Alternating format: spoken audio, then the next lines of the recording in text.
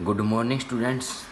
तो हम ninth class के अंदर फर्स्ट चैप्टर रीड कर रहे थे और हमने लास्ट लेक्चर के अंदर जो हमारी can matter change it's state, जो मैटर की स्टेट से वो चेंज हो रही थी तो उसके अंदर फर्स्ट पढ़ा था effect of change of temperature, temperature का क्या इफेक्ट पड़ता है जो हमारी स्टेट ऑफ मैटर उसके ऊपर। फिर सेकंड पढ़ा था effect of change of pressure, और प्रेशर का क्या इफेक्ट पड़ता था। और फिर हमने 4 क्वेश्चन राइट कर लिए थे और रीड कर लिए थे, पढ़ लिए थे हमने। तो आज हमारा नेक्स्ट टॉपिक आता है evaporation.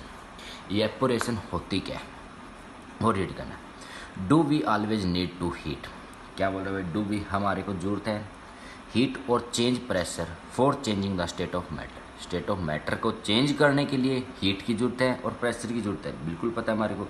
Can you quote some examples from everyday life where change of state from liquid to vapor takes place without the liquid reaching the boiling point।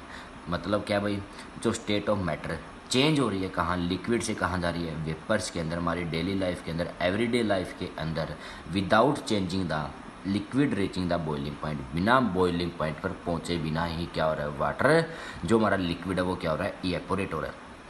Water when left uncovered slowly changes into vapours, अगर हमने किसी भी बर्तन में water डाल के रख दिया तो वो वाटर क्या हो जाएगा, राम राम से स्लोली क्या हो जाएगा, वेपर्स में कन्वर्ट हो जाएगा। वेट क्लोथ्स ड्राई अप, जो हमारे गिल्ले कपड़े होते हैं बाहर सुखा देते हैं वो क्या हो जाते हैं, सूख जाते हैं, ड्राई सूख जाते हैं। What happens to water in the about 2 examples, तो इन दोनों एग्जाम्पल्स में वाटर कहाँ जा रहा है भाई, क्या हो रहा है वाटर के साथ। We know that particles of matter are always moved and more and are never at rest। तो क्या बोल रहा है, जो पार्टिकल है मैटर के, मतलब लिक्विड के जो पार्टिकल्स है, आर ऑलवेज मूविंग, वो क्या करते हैं, हमेशा मूविंग करते हैं। And are never at rest, और रेस्ट नहीं करते, वो बिल्कुल भी नहीं करते क्योंकि मूव कर रहे हैं।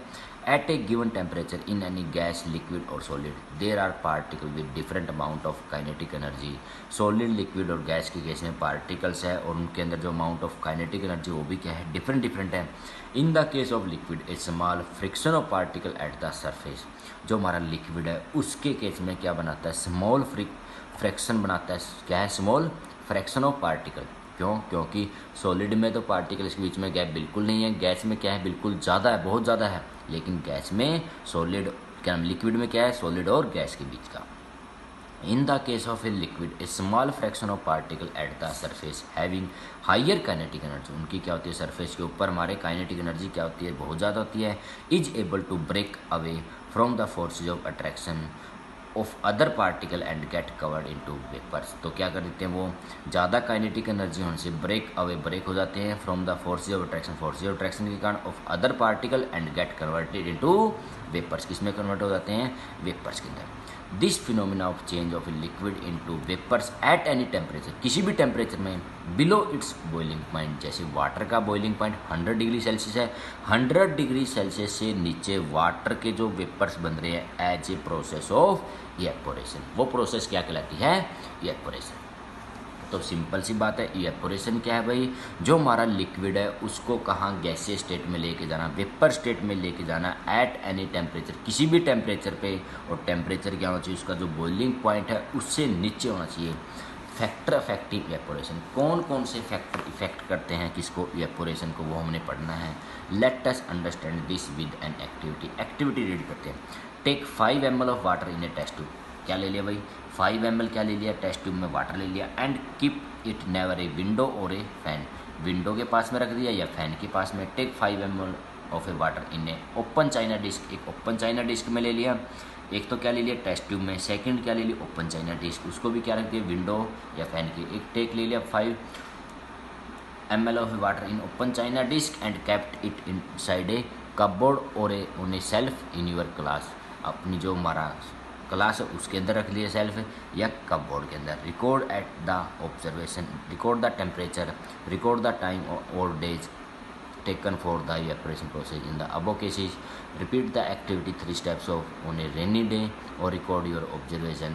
what do you infer about the effect of temperature, surface area and wind velocity on evaporation। तो क्या क्या इफेक्ट पड़ता है, तो क्या बात है भाई, एक तो टेस्ट ट्यूब में ले रखे हैं, एक हमने क्या ले लिया ओपन चाइना डिस्क में। एक ओपन चाइना डिस्क कहाँ रख रहा हूँ भाई, keep in keep it inside a cupboard और on a shelf in your class. तो क्या क्या इफेक्ट पड़ते हैं, क्या क्या ऑब्जर्वेशन मिलती है, तो रीड करते हैं।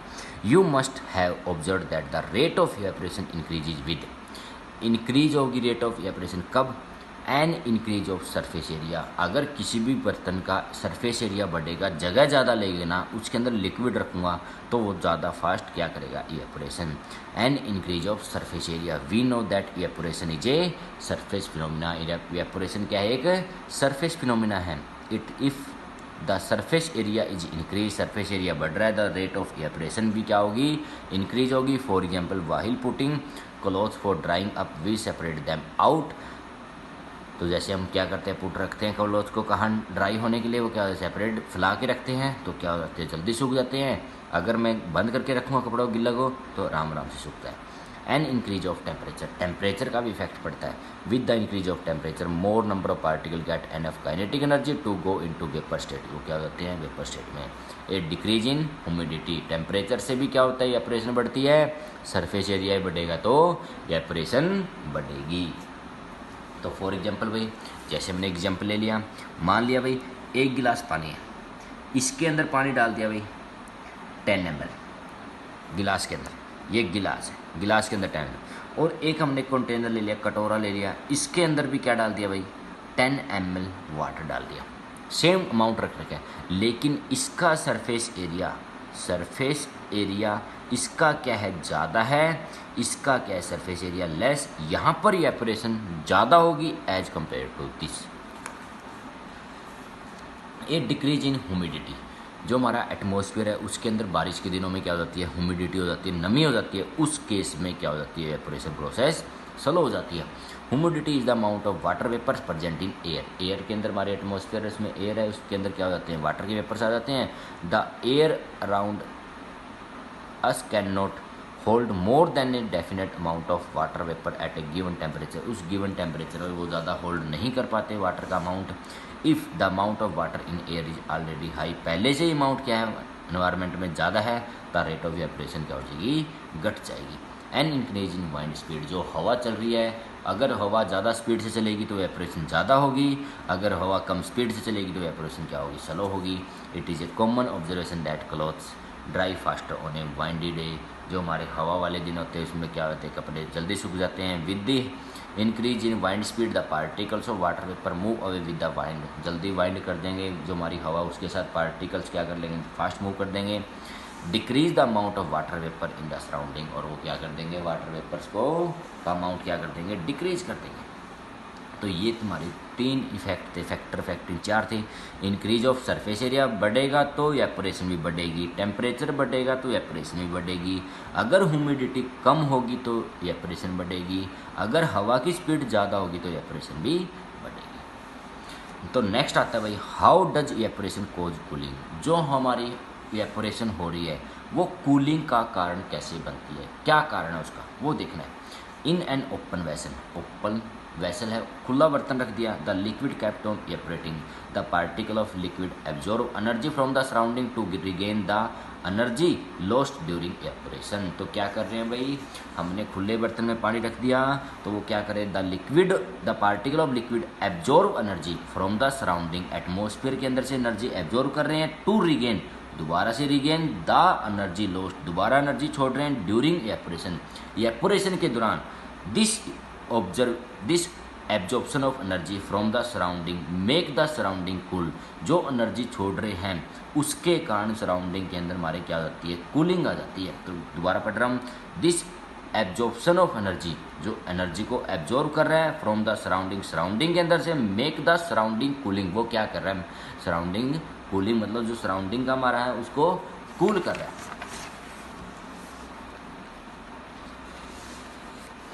नेक्स्ट आ गया भाई,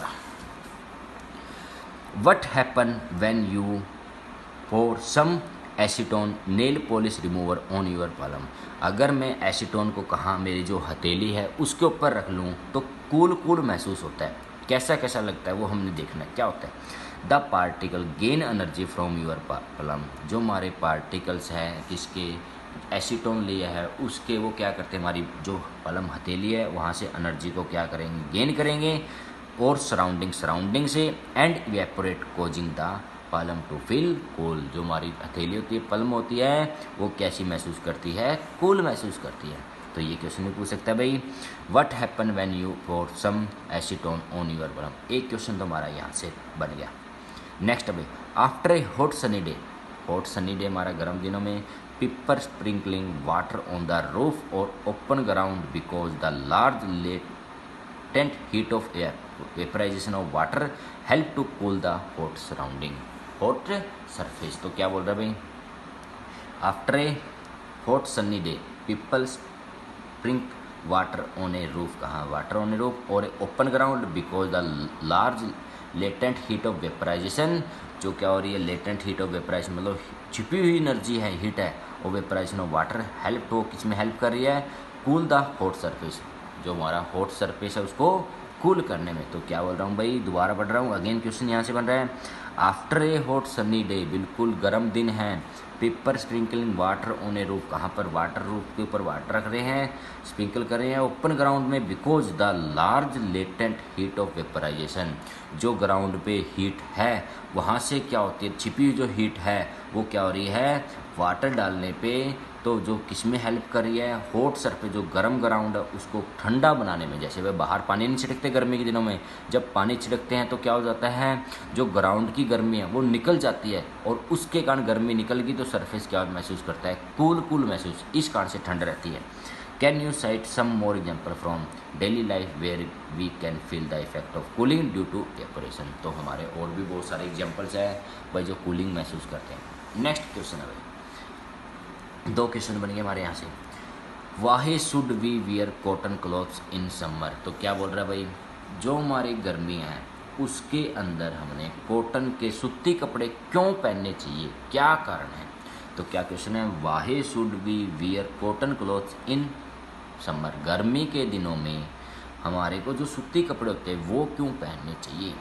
ड्यूरिंग समर, गर्मी के दिनों में, वी परस्पायर मोर, जो पसीना होता है बहुत ज़्यादा निकलता है, परस्पायर मतलब जो पसीना आता है बहुत ज़्यादा निकलता है, because of the mechanism of our body, जो हमारी बॉडी का मैकेनिज्म है, विच कीप्स अस कूल, जो क्या कर रही है? बॉडी को कूल रख रही है। We know that during evaporation के दौरान the particles at the surface of the liquid gain energy from the surrounding, जो सरफेस पे वाटर आया है कहाँ पर? हमारी बॉडी के ऊपर, the particles at the surface of the liquid gain energy from the surrounding, surrounding में से एनर्जी को गेन करेंगे और बॉडी के सरफेस से, एंड चेंज इनटू वेपर, और किस में कन्वर्ट हो जाएंगे?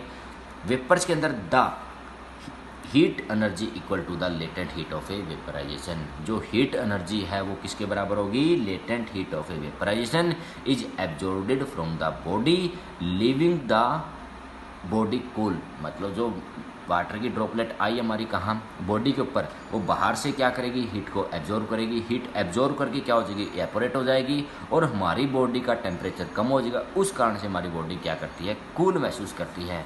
तो क्या बोल रहा है भाई, from the body leaving the body cool, cotton being a good absorber of water helps, जो कॉटन सूती कपड़े होते हैं वो वाटर को सोखने में बहुत अच्छा काम करते हैं, in absorbing the sweat and exposing, sweat महसूस होता है, and exposing it to the atmosphere for easy evaporation, और सूती कपड़े का अंदर जो वाटर एब्जॉर्ब होता है वो इजीली क्या हो जाता है? इवेपोरेट हो जाता है। तो सिंपल सी बात है, गर्मी के दिनों में सूती कपड़े क्यों पहनने चाहिए?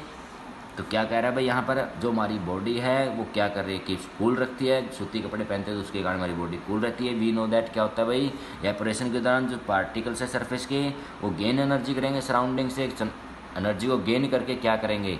हीट होके वो क्या एवेपोरेट होके बाहर चले जाएंगे, और हमारी बॉडी का टेम्परेचर कम होके वो क्या करते हैं? कूल महसूस करते हैं। और कॉटन जो हमारी है वो क्या गुड एब्जॉर्बर है, किसको? वाटर को एब्जॉर्ब करने में स्वीट महसूस होता है, एक्सपोजिंग, और उसके कारण एटमॉस्फेयर में एवेपोरेशन भी इजी हो जाती है।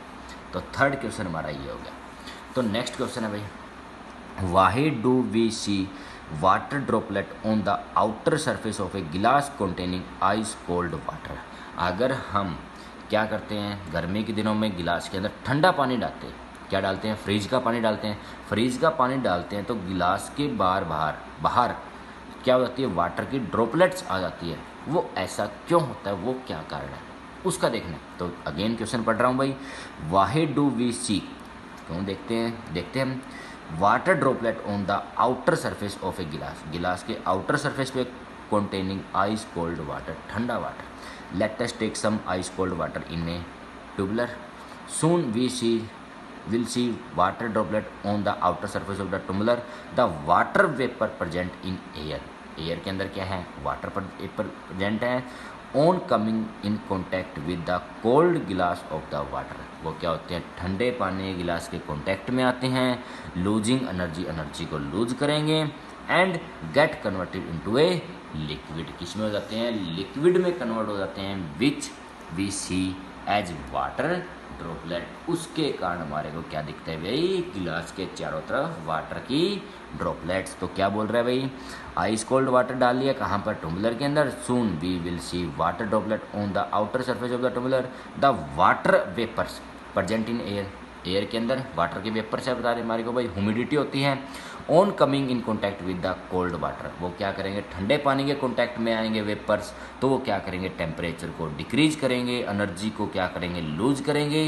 एनर्जी लूज होते ही क्या किसमें कन्वर्ट हो जाएगी, हमारे वेपर से कम होते ही क्या हो जाएगी, लिक्विड स्टेट में. और जो लिक्विड आया वो कहाँ पर दिखता है, हमारे जो वाटर के टम्बलर है उसके चारों तरफ. तो ये 4 क्वेश्चन फर्स्ट यहाँ से, सेकंड, थर्ड और फोर क्वेश्चन तो ये हमारे. और यहाँ से इवेपोरेशन क्या होती है और कौन कौन से फैक्टर इसको इफेक्ट करते हैं. पहला तो सरफेस एरिया, फिर टेम्परेचर, फिर ह्यूमिडिटी, फिर वाइंड एनर्जी. फिर नेक्स्ट क्वेश्चन आ सकता है भाई, how does evaporation cause cooling. Evaporation cooling का कारण कैसे बनती है वो पढ़ना है. तो एक क्वेश्चन तो यहाँ से इवेपोरेशन क्या होती है, फिर फैक्टर अफेक्टिंग इवेपोरेशन ये लिखने हमने. फिर next question, how does evaporation cooling, कैसे बनती है कूलिंग का कारण. फिर ये क्वेश्चन, फिर यहाँ से एक क्वेश्चन, फिर एक जो गर्मी के दिनों में सूती कपड़े क्यों पहनने चाहिए, जो हमारा ठंडा पानी है अगर गिलास में जाते हैं उसके चारों तरफ वाटर की ड्रॉपलेट्स कैसे आती है, क्या कारण है उसका वो देखा हमने. फिर ये 6 क्वेश्चन, इन क्वेश्चंस की मैं PDF सेंड कर दूंगा. इनको आपने क्या करना है, जो हमारी फेयर नोटबुक है केमिस्ट्री की, साइंस की, उसके अंदर साफ साफ उतारना है. तो हमारा यहाँ तक चैप्टर कंप्लीट हो गया, first chapter matter in your surrounding. उसके बाद हमने ये NCERT के एक्सरसाइज क्वेश्चन राइट करने हमारी कॉपी में. पहले आज ये सेंड किए जाएंगे, उसके बाद ये सेंड, उसके बाद 2-3 दिन के बाद हमारा इस चैप्टर का क्या होगा, टेस्ट होगा. ओके स्टूडेंट्स, तो आज का यही था हमारा.